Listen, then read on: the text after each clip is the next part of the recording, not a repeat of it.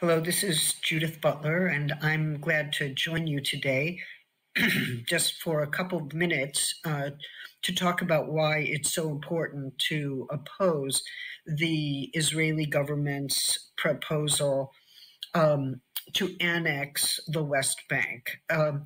It should be obvious why we would oppose annexation. Annexation is against international law. There are at least two international laws that it violates. One is the UN Charter, which prohibits acts of aggression under Article 47 of the Fourth Geneva Convention.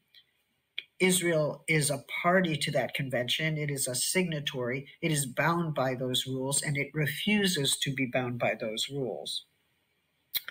Another one, of course, is that the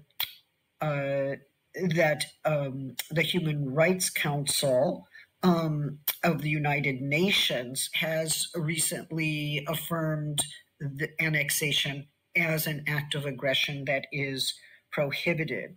The reason why it's prohibited, according to the international law, is that it incites armed conflict. It produces political and economic instability. It produces a situation of systematic human rights abuse, and it legitimizes the erasure of Palestinian culture, and I would add the rights of political self-determination. What annexation does is it makes the entire West Bank into the greater state of Israel.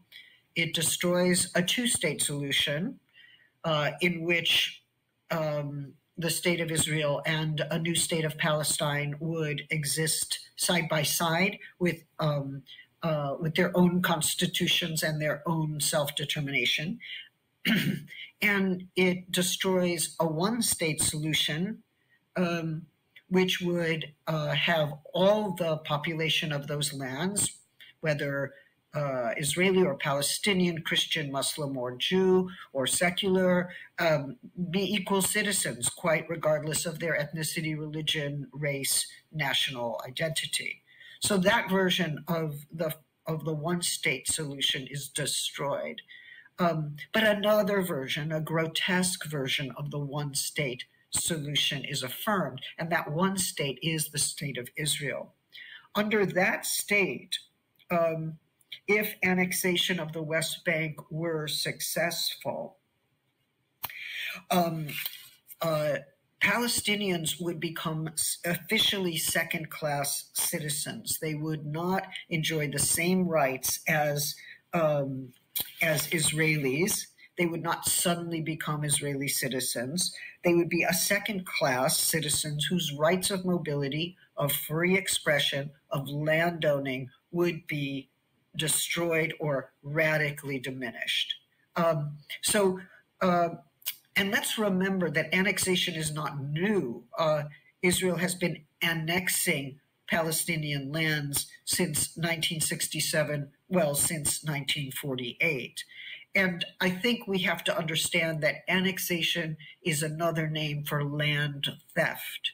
That is what it does. It steals the land and calls it its own.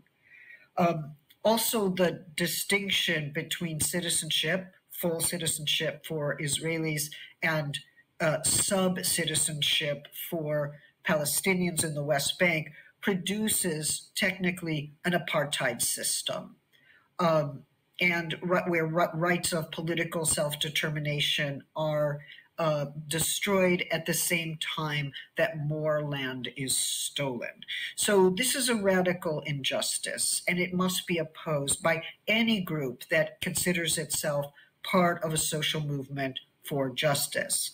Please note that I'm part of a group, Jewish Voice for Peace, that opposes annexation. So does another group called If Not Now. So does another group called Refuse Fascism. All of these are Jewish groups, including J Street and many others who say this is not the way forward for the land of Palestine.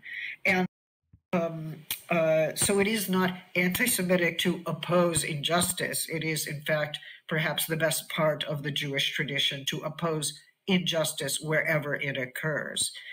So please join me in